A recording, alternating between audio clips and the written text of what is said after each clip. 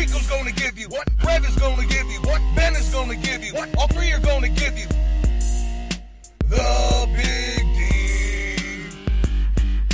Chico's gonna give you what? Rev is gonna give you what? Ben is gonna give you what? All three are gonna give you the Big D. Chico, Rev, and Ben, yep, they're at it again. Breaking down the team, putting stats up in your head. Nothing left unsaid, they're leaving it all on the field. Just like the favorite team, raising 2 cups and with shield. The knowledge is so real for a trio so true to representing the great red, white, and blue. And you love them too, that you can't deny. So just one time, let me hear Dallas till I die. Chico's gonna give you what? Rev is gonna give you what? Ben is gonna give you what? All three are gonna give you the Big D. Chico's gonna give you what? Rev is gonna give you what? Ben is gonna give you what? All three are gonna give you the Big D. Soccer podcast? Huh.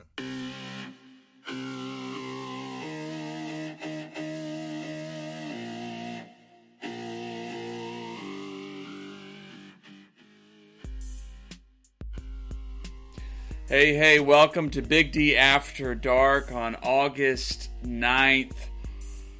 Oh, and we are excited to welcome you to our live video show podcast that breaks down FC Dallas news and rumors with a bit of saltiness and fun.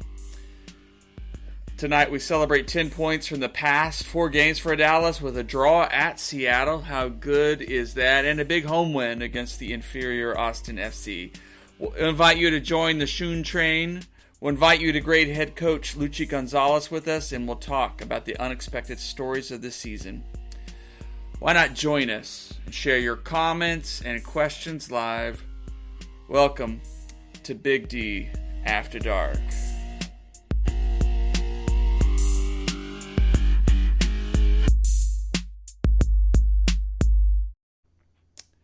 Hey, there we go. Welcome to Big D After Dark. Now, our stream may have the wrong date on it, but hey, that's life. Always a little technical thing that we are going to continue to adjust, but you're here. It's August 9th. You're here on the After Dark podcast live show, available if you can't catch it live, wherever you like to get podcasts. And right now, it's just the two of us. Ben is going to join us later, but I'm Nathan. You can follow me at Nathan J. Hill on Twitter. There next to me is my buddy Jose Carmona at El Chico. Hello. Carmona. All right. We're glad you are with us. Let us know if audio sounds good. We are always learning. There's always a few technical issues, but it's a long season. Just as we've seen with FC Dallas, that you can have some issues and then you can correct them. You can grow. You can learn from them. And that's what this team has done. That's what we all are doing. That's what the human experience is about. And that's what we're going to talk about today with FC Dallas. 10 points from the last 4 games. A huge turnaround from where we were 4 games ago, thinking about how long is Luchi gonna stick around in his job? What is this team in shambles? Did the front office whiff on every signing this offseason? And now here we are, 10 points, 4 games. By the way, 2 of those games on the road, 4 points on the road, which really shifted FC Dallas's fortunes. And we know that will be part of the journey, the challenge in the next legs of the season. But this week in particular, they go to Seattle. They go down by 1 goal, but they gut out a late Franco Jara goal, just a scrappy kind of something out of nothing. Get a huge point on the road in a tough place to play, and then come back home and take care quite easily of the lowly Austin FC expansion side. This has been a great couple of weeks to be an FC Dallas fan. So let's just start there with this past week with Seattle, with Austin FC. Jose, what did you like from the matches? like that the team found a way. I mean, they were down to Seattle, and prior to the current run of form that they have, we all would have pretty much hung our heads and said, "Oh, well, this is where the team collapses." Because we've seen them play well on the road, even though they hadn't earned a point on the road up until this past 4 weeks. They'd play well for a full half, and then the other team would score a goal, and then it would just snowball from there. The team would completely fall apart. They ended up losing by 2 or 3 goals on the road, and that didn't happen this time. This time you saw basically they fell down 1-0 to Seattle, and instead of folding, you saw the team basically find a way to find the equalizer and get the result at Seattle. And I don't care if Seattle wasn't 100%, which is something that everyone likes to throw in your face. Seattle hasn't been 100% for most of the season, and they've gotten result after result after result. And even a Seattle at 50% is still almost impossible to be beaten at home by a team that's not a good road team. So, an excellent result. There's no way around it. That's when you look back, if this team turns it around and makes it into the playoffs and makes a run, that draw at Seattle is one of the games that you'll look back and say, that was when this team basically turned it around. It was actually, the week before that. But like I said, it's one thing to gain the lead on the road. Then you can, once you get the game on the road, it's easier to try to get that point or get the 3. But when you fall behind on the road, that's murder. In MLS, it's absolute murder, especially for a team like Dallas, who, let's face it, has never been a really good road team on the region. So, and again, I think you're being kind of generous, actually not generous enough with those 4 points on the road, because they didn't just get them against anybody. They got them against, most of these points have come against the top 3 teams in the West. Yeah. So these are teams that we had every right to expect a loss against. And of those 4, the last 4 matches, it's actually the first half of Austin against Austin was actually probably our worst half, I would say, because, I hate to say it, but Dallas could have easily been down a goal, maybe even 2 goals against Austin in the first half, because Austin had their chances. They really did, and Dallas looked flat-footed. They looked like all those games in such a short time span had taken its toll, and that could have been disastrous against Austin, but that didn't happen. They turned around second half, and the second half we got the FC Dallas that we thought we would see in the first half. Yeah. So, all in all, a great run of form, and hopefully gives us a little momentum going into this upcoming brutal road stretch. And hey, I think our buddy Ben has just joined us. Ben, are you with us? I am. Do you hear me? Yes. All right. Good. Hey, we were just talking about this past week, and of draw at Seattle and Austin FC, and just the things that we liked, what we saw. What did you like that you saw this past week from this team's fight? Well, I mean, going down a goal in Seattle late and then coming back, that's a testament to the guys that aren't getting a whole lot of playing time right now. Obrian, Vargas, Hara. I don't know if you read Matt Doyle's article capping up the weekend, but basically just lifted what I've been saying for the past couple of months. So people have noticed. And so, keeping an unbeaten run into, the 3-game homestand they're on, I think was big. I think one thing I would like to see over the course of the next couple weeks is some more proactive rotations like what you saw out of Austin this weekend, because I think now that FC Dallas is getting healthy, They got the depth to do that. You know, and I think Lucci's decision making has been improved over the last couple of weeks, and you can see that in the results. I like that. All right. That's good. That's good stuff to think about. Yeah, and I think gutting out the result. By the way, Tommy, our buddy Tommy LaBouffe is joining us, and he said, yeah, he likes Shun. He likes what Shun brought, the energy, and we've seen that. We've seen that Shun has been a lively piece. I think too, being highlighted as Matt Doyle did. It's even seeing that Pepe, even if he hasn't scored, he didn't score this week. He didn't score against Seattle. He didn't score against Austin. But his off-the-ball movement was crucial to setting up the times we did score, kinds of things. Like, he just put in his shifts. He's a professional. He's growing. He's learning. So that's great. That's some good stuff. So there's a lot to like. And I agree with you about Lucci, Ben. I think Lucci has shown... Matt Doyle on MLSsoccer.com in his article this past week kind of leads with FC Dallas and says that Lucci simplified the formation and he over game plan at the beginning of the season.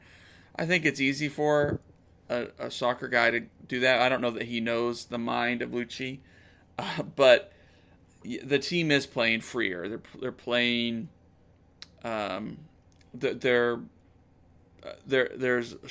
But, I mean, the pieces are clicking right now. There's a good confidence, and we're going to get to that here in just a moment. In fact, let's do that now. Let's listen to our buddy Ryan Hollingshead as he talks just kind of about the team and sort of their confidence level. Yeah, we're obviously really excited to be in the rhythm that we're in.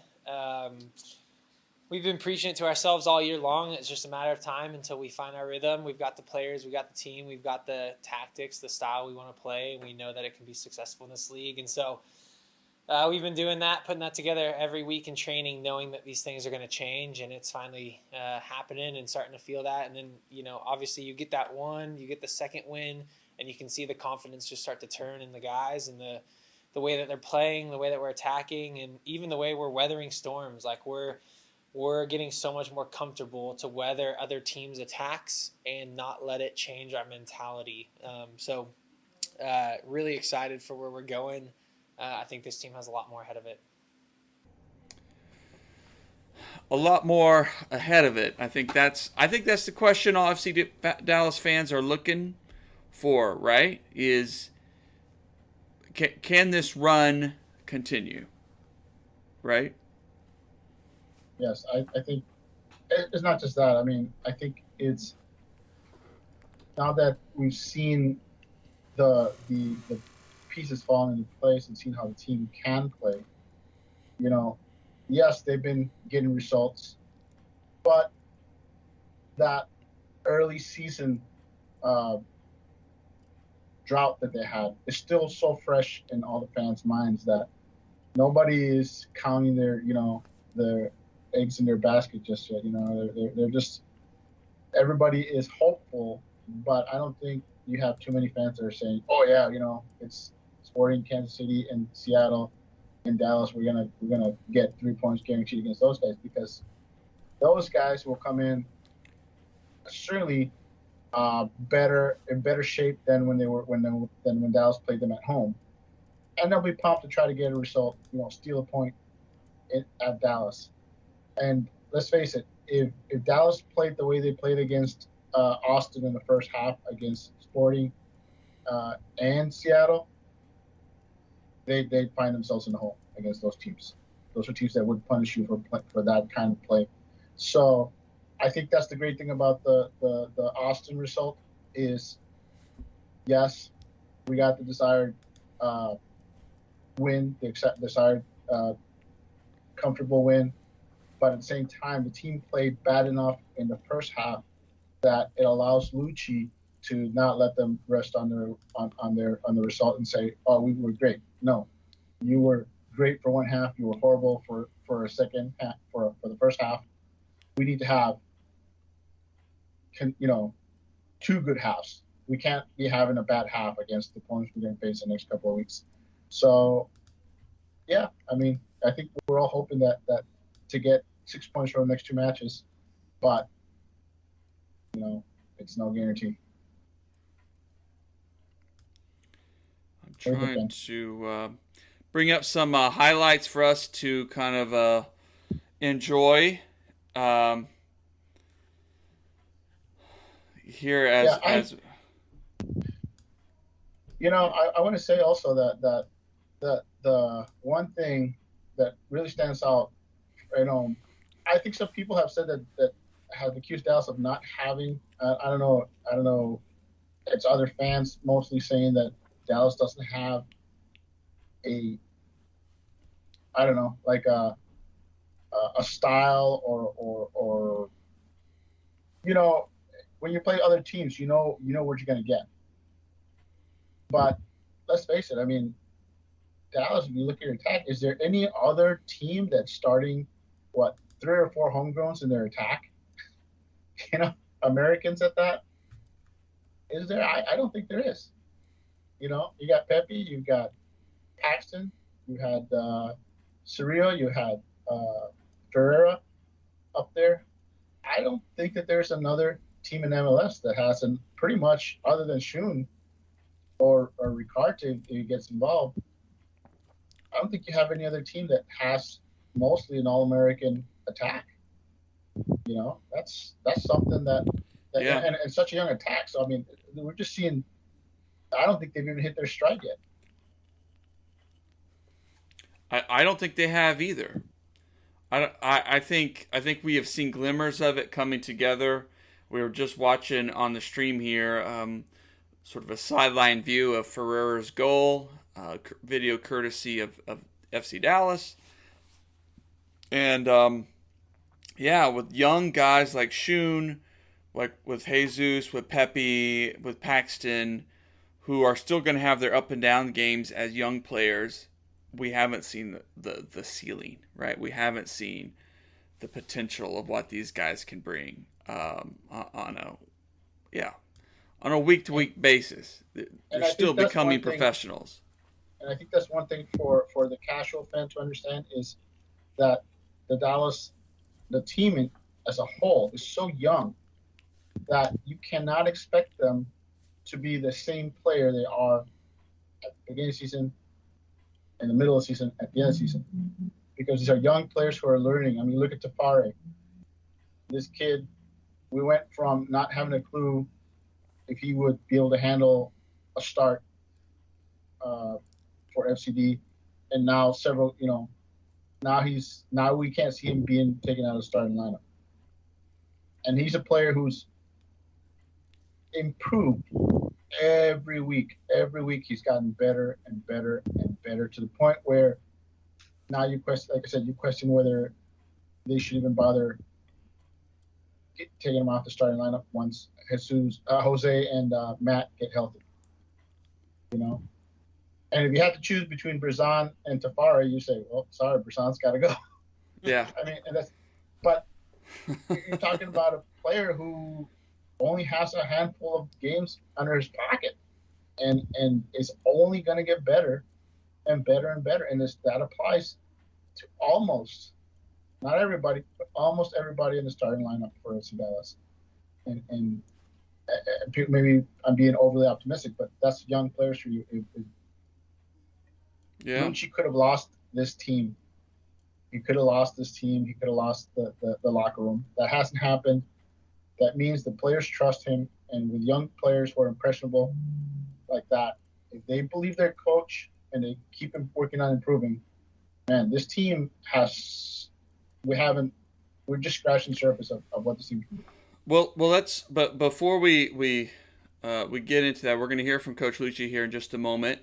Appreciate all the comments, Tommy. And by the way, Hoach or Huck says Jose is my dad. So cool. Hey, but before we get into we keep the going. Let's just pause for a moment, and because I think Tommy brought it up in his comment, and I'm not going to post your whole comment, Tommy, but he just says, it can get better, especially if Matt Hedges can return to the lineup, because we know Matt Hedges, MLS Defender of the Year, talent, ability, such a veteran, leadership presence on that back line. Is there anything from these past few games? Obviously, we saw sort of Bresson in this last game kind of show his ability to make some questionable decisions again, put his team at risk.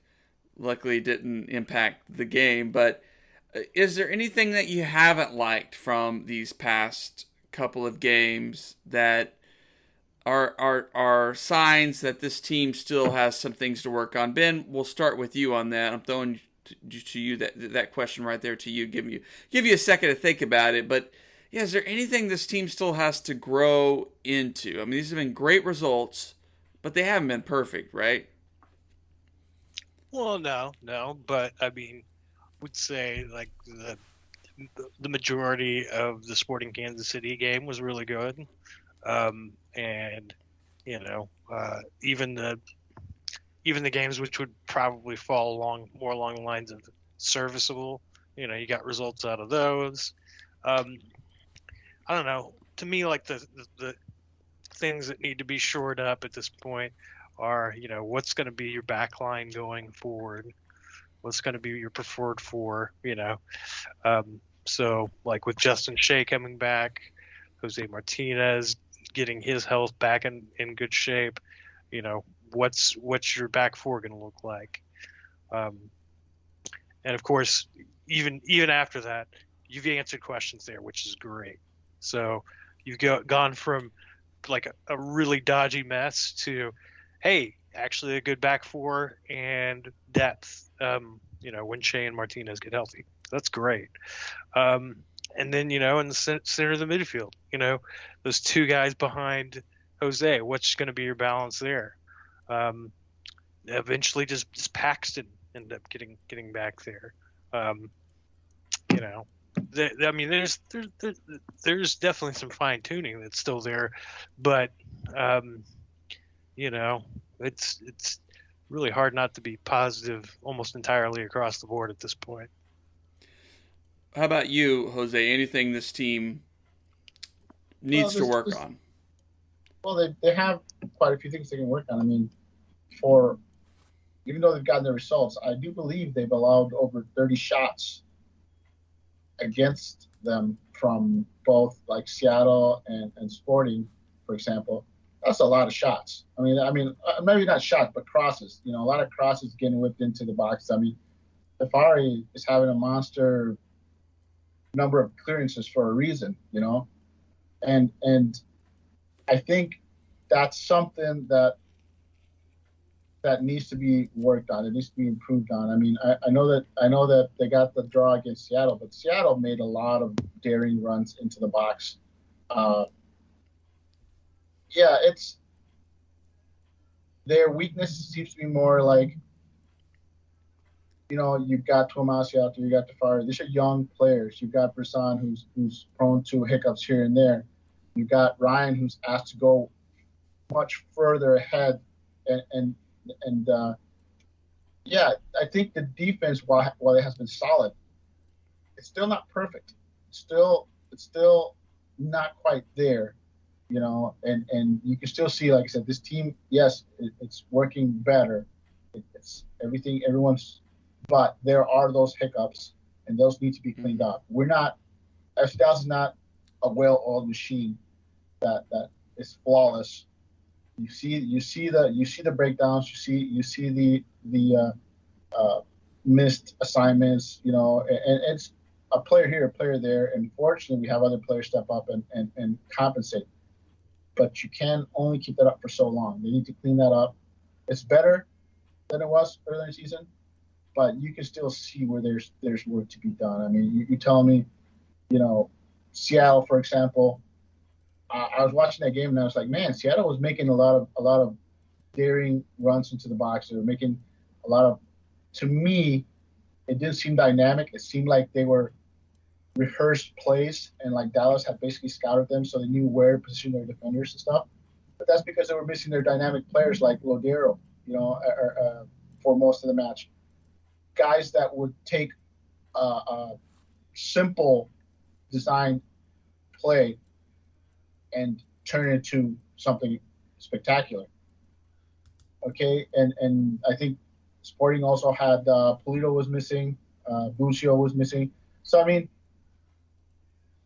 yes, they played solid defense, but like I said, we still see enough hiccups here and there that we have to be concerned. And mind you, some people are celebrating that Brazan is gonna miss the next, game, may not get back to starting lineup.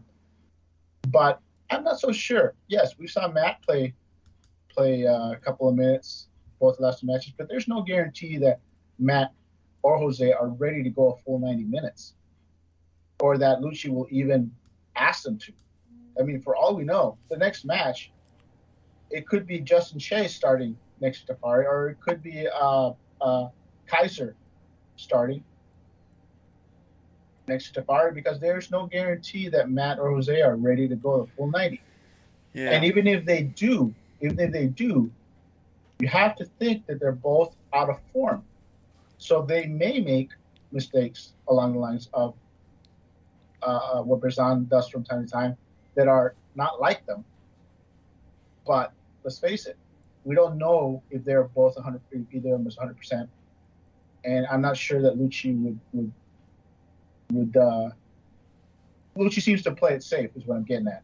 Yeah. I'm not sure if he'll take that risk. So that's a concern for me going forward. Yes, Brazan and his, tearing up, chewing up his pad. And, hey, he had every right to throw that tantrum, because he realizes that him getting suspended may mean him not getting more playing time going forward, unless there's an injury or something. His role will diminish. Whereas if he had not gotten a yellow card, because Matt and Jose are not 100%, Brazan could continue to start.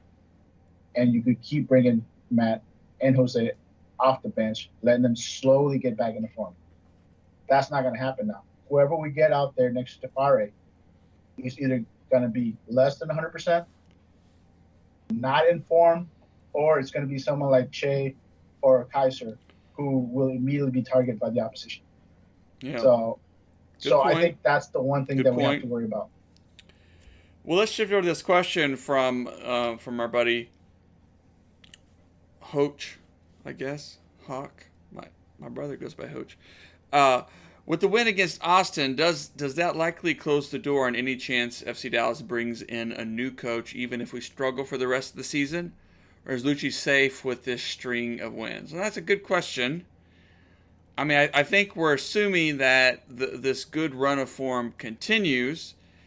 At the beginning of the season, Dan Hunt was clear that this team's goals was to win championship and to be in contention for the playoffs. So to miss the playoffs would certainly be a mark against that, and would raise some questions about Lucci's future. But it's a good question. We're assuming this good run of form is going to continue, but hey, FC Dallas is likely going to struggle here and there. Has he at least turned this team around enough to secure his role for the coming year? Ben, what do you think?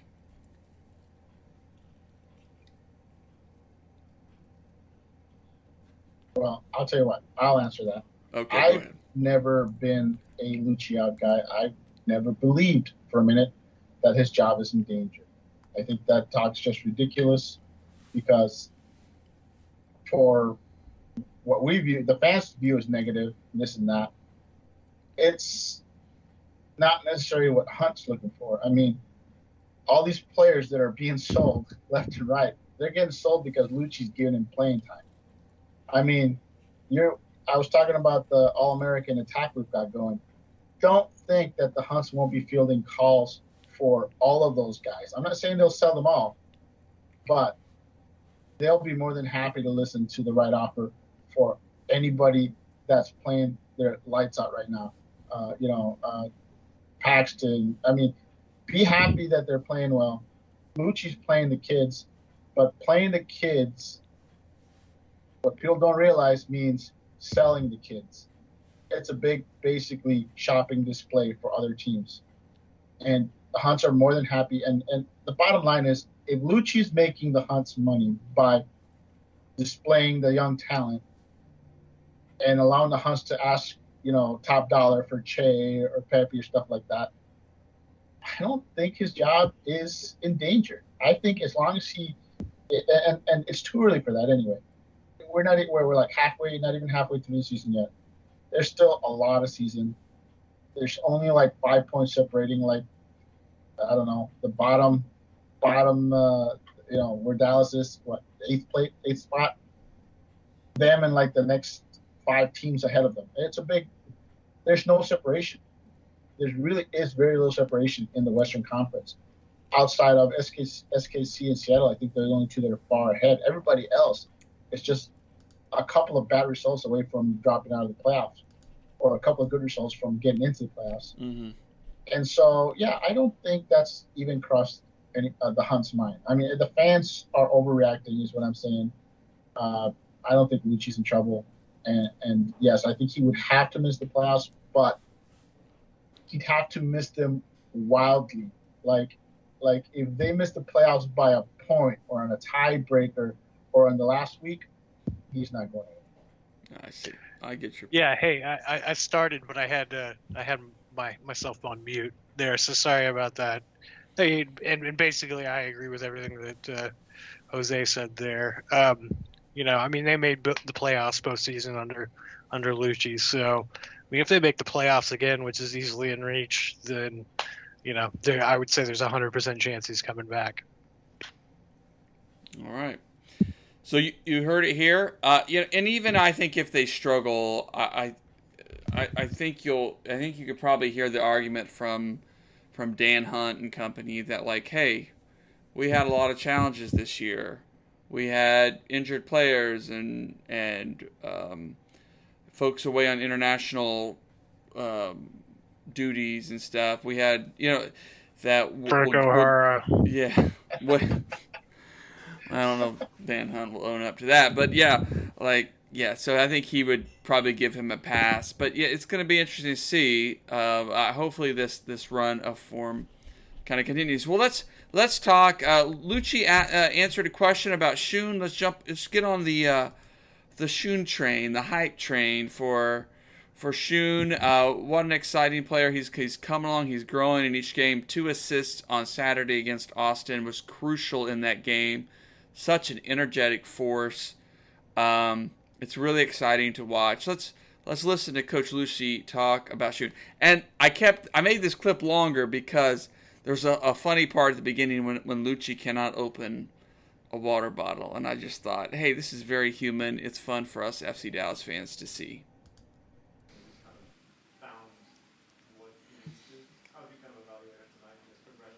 We have strong hands.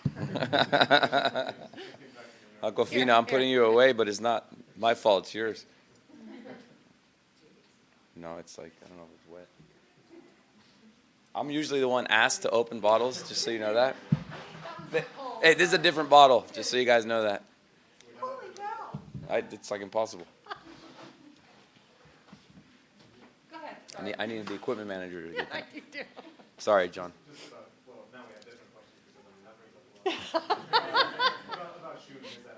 Yes. Look, Shun, we said this 2 weeks ago because he had a good spark 2 weeks ago and coming back and integrating with the group. Pretty unfair to him. When he first joined us, I mean, he was brand new. He played 5 minutes, 7 minutes here. He was about to come in, and then he didn't get subbed in because the outcome of the game changed. So but through all that, he's been such a positive person in our locker, really excited to be here and contribute. And then he went off to Euros, and then his teammates got to see him compete in the Euros and get some minutes. And you could see really the whole team get behind him and support him when he was playing with Hungary. So when he came back, there was like a stronger connection with him and his teammates. And then I think that helped him on the field, and he's been earning more opportunities. And tonight he got 2 assists, which an assist for me is as important as a goal. So credit to him and congrats to him, and he helped the team get the result tonight. All right, are we on the Shun hype train now? Has the train left the station? Is it just warming up? Where are we at with this? always been on the shooting hype train, even when he had the bad results, when he was played out of position, which I still believe it was just Lucci trying to find a way to get him on the field, get him some minutes. But I've always been on the hype train, and I want to say I was on social media earlier, and some people were making an argument that Shun wasn't all that good, or that Vargas and Obrian were playing better. I don't know. I was rolling my eyes at the comments, but his placement of his passing, of his crosses, have been sublime. I mean, there's one thing to whip across into the box. It's another thing to make a sublime pass to the point that the defender, all they have to do is redirect it or hit it squarely without having to worry about where the ball's going to be. His placement of his crosses has been just sublime. I mean, I don't recall anyone making that many clean passes like that, crosses into the box, low driven passes like that, crosses into the box. I love it. I mean, and it's not just that. I've said it before that he gives you that player that seems to be able to run at the defense and create something out of nothing. We saw it against Sporting where he was just, terrorizing Susie out there, and he just, my goodness, he was putting the moves on him. And it gives you another guy like Paxton that's unafraid to challenge the defense, like Ricarte. I mean, the more dynamic players like that on the pitch for Dallas, the more dangerous the attack becomes. And yeah, I mean, so far so good. I mean, and he's what, 20, 21? He's just a kid. He looks like a kid too, by the way, and he looks like he needs a good off season to add a little MLS muscle. But other than that, I'm impressed. I'm impressed too. Ben, your thoughts on the Shun hype train? Yeah, like I got fully on board during and after the Sporting Kansas City game, where he turned Zusi into his little, you know what? Agreed. So the thing is, it's going to be exciting to see him, open up his goal scoring account, because one thing about his play over in Europe is he wasn't necessarily a big provider. I mean, he was good at that, but I think he was more known for his goal scoring prowess. So it's just a matter of time for that to come around too. Yeah, you could tell. Yeah, he's getting in those dangerous positions. His athleticism. He's kind of getting to the speed of MLS and the physicality. It seems like it's a matter of time till he's in those positions to put away a goal or two, right? I mean, I'm with you, Ben. I think we're seeing it. I mean, his teammates draw too much attention for him not to, bang home a couple here in the next 2 weeks. I also want to add one small side note to that is that I like the fact that when he was knocked on the ground on several occasions, he didn't turn into Obrian and start complaining to refs and stuff. I think he once or twice he did, but he didn't linger on that, and he just basically shrugged it off and continued, which is one thing that I think soured a lot of people on Obrian, is that he spent more time on the ground complaining than dusting himself off and getting back into the flow of things. And you're seeing that from Shun, where maybe he's not the most physical guy, but he gets dropped down and he just picks up, no complaints, and just keeps shouldering on. Yeah, he's an exciting player. So our buddy Hoch on there says the biggest upside for our new Hungarian player is he actually drives at players and makes play attempts. We haven't seen anyone else do that on this roster outside of Paxton. Agreed, and that's what I was trying to say too, and I think that's what I said. And that's the Hungarian cowboy, by the way. Yeah, the Hungarian cowboy. Hey, I love the nickname. It's just saw him put on the hat and he wore it sideways, which is the way they wear it in Hungary, which is hilarious to us. But, you know, he probably thought, it's like, hey, you know, what do you mean I'm not wearing it right? You know? But yeah, it's give him a nickname. You can't pronounce his name. Hungarian Cowboy sounds great to me. Yeah.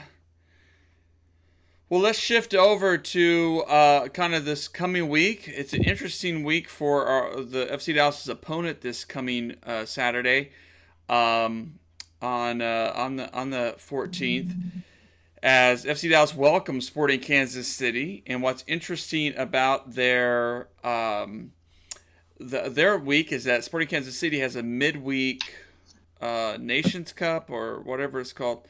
Nations League, what is it called? Anyway, Nations League. Nations League, thank you. And so they're probably, they're gonna have to face choices. Vermes will have to make a choice of what to prioritize. So there's a good chance we'll see a rotated squad on Saturday, or at least a squad with some heavy legs to come into the Dallas Heat and deal with Frisco situations. So there's a good chance for FC Dallas to get another 3 points against Sporting Kansas City, which is sweet, which is just some good stuff if we can do it. So what are you all thinking about this? What's your feelings on this weekend? We said we got to win 3 points at home. What's your predictions for this coming match? Hey, you know what? Our Budapest Baquero, he's going to get a brace, and one of his teammates will add another, and they're going to just put the wood to Sporting Kansas City. 3-0. Yeah, I got a feeling that Sporting Kansas City is going to bunker. I really want to wait and see what happens, how they roll out against Lyon first. We don't know how serious they're going to take that. For all we know, they could send their reserves. They could bring a bunch of Sporting Kansas City 2 players up and field them against Lyon. We don't really know if they're going to take that match seriously at all, which is what I'm waiting for. My guess is they'll play some kind of rotated squad, but you got to remember that Sporting played LAFC on Wednesday, then Colorado on Saturday. Now they're playing Lyon tomorrow, and then they travel to Dallas. I believe the Colorado game was in Colorado also. Mm-hmm. So you're talking about, they played at LAFC, then they played at Colorado. Now they're going to travel home, host Lyon, and then travel to Frisco. Yeah, I'm very confident that Dallas should be able to get a result against what should be a very heavy-legged team. Even if they play a rotated squad against Lyon, that's just a lot of attrition for any team. And mind you, the players that they're getting back were seeing action with their teams on international, so it's not like they're rested either. Mm-hmm. And they're now without Busio. I think he's officially been sold. So yeah, it's gonna be interesting to see. Yeah. So all right, we're feeling positive. Yeah, I like Ben. I like 3-0, but I'm happy with a 2-0. Even if Sporting Kansas City bunkers and we just get a scrappy 1-0 win, let's keep the good times rolling. Yeah. Hey, Tommy asked another good question here. Let's touch upon it before we close out. What did you think of Lucci's decision to sub Paxton at the start of the second half? He says, I also want to note that Paxton came out the locker room ready to play, apparently, and this was not planned. Of course, I don't know. I'm not sure. I didn't listen to all the post game, so I didn't know if that question was asked. I believe that Paxton had a hamstring issue, and now I'm not saying that he wouldn't have played through it or not. I'm sure Paxton would have more than happily played through that, but you got to remember that Lucci is going to use kitty gloves with Paxton, and he's going to be like, oh wait, you feel something? Okay, we're taking you off. We're not. Yeah. They're not going to take any chances with Paxton whatsoever, and I'm okay with it. I'm okay with it because we don't want to run him out there, toughen it out, and then that just aggravates it even more. And next thing you know, he's gone for weeks.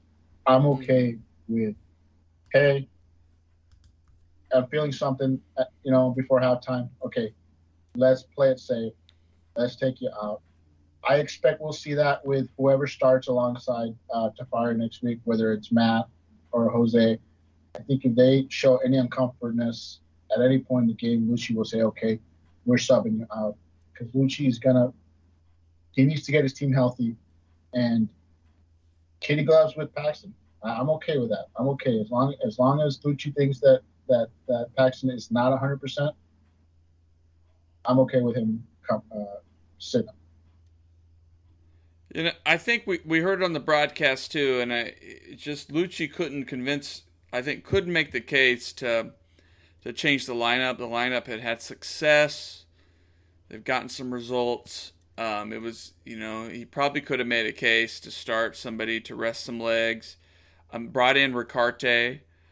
Ricarte was the more puzzling sub for me, but probably with just the half he had, it wasn't a great half. Ricarte really struggled to make an impact. It probably made more sense to bring in Acosta for his energy and his ability to run all over the place and disrupt. But yeah, it was interesting, and so to think of it from the injury perspective, but also I think just a realization some legs were heavy out there too. I think Lucci just realized, even those guys were like, "Hey, we're ready to play, coach. We're ready to run." And let me tell you something else. One of my biggest complaints for most of the season has been that Lucci has waited far too long to make substitutions, and I'm happy to see him make the halftime changes, because if you have players like Acosta on the bench, you got players that have started. I know we're not happy with Obrian, but he started a lot of games for us. He has many players on the bench. You got Cirillo that's available. You got players that have starts on the bench. You should not be afraid to bring those players in. And the team played badly. They played poorly in the first half.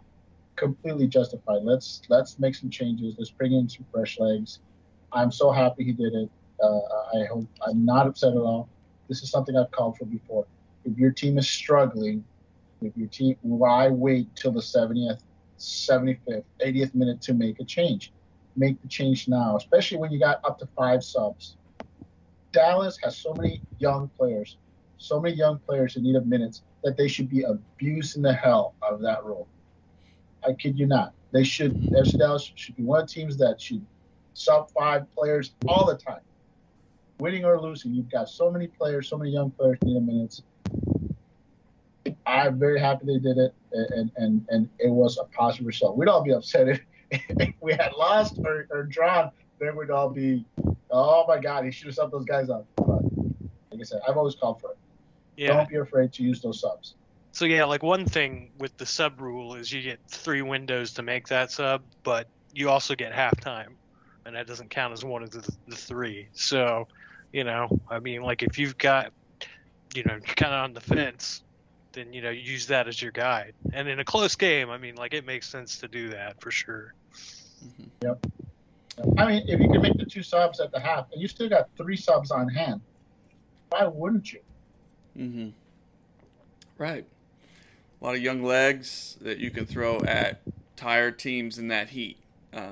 Yeah. Exactly. Good. And meanwhile, by the way, our USL 1 side, North Texas SC, got a 2-0 win against Tucson. Good stuff. That was a fun one to watch. Yes, but what's that game? What was that game important? Why was that win important?